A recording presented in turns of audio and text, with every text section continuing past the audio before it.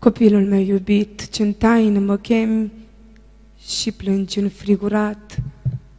Eu sunt cu tine călăuză, nu mă ascund, nu te-am uitat. De nu-ți răspund și stau deoparte, să nu crezi că am uitat de tine.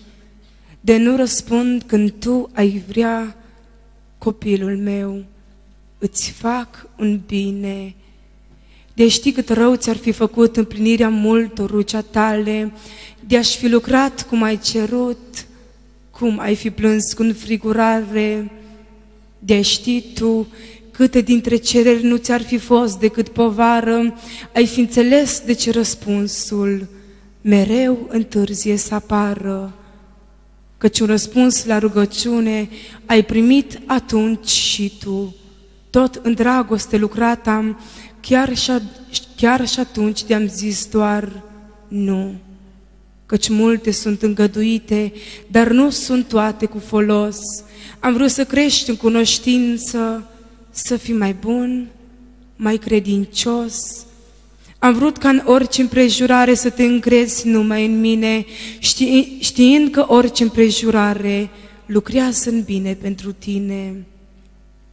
Nu dispera că nori pe ceruri se strâng acoperind lumina, căci la porunca mea se adună, trăgând peste pământ cortina, căci cuptor aprins și focul lămuresc ce în tine.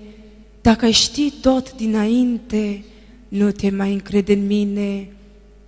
Nu dispera, nu sta mâhnit când nori pe ceruri se strâng acoperind lumina, căci la porunca mea se adună, trăgând peste pământ cortina, căci cuptor aprins și focul rabdă astăzi încercarea cât puțin mai ai de dus, înflăcărează ta lumină, ca să ajungi la mine sus, căci cu mine împreună vei trece peste văi și ape și chiar de nu mă simți într-una, copilul meu iubit, eu sunt aproape. Amin.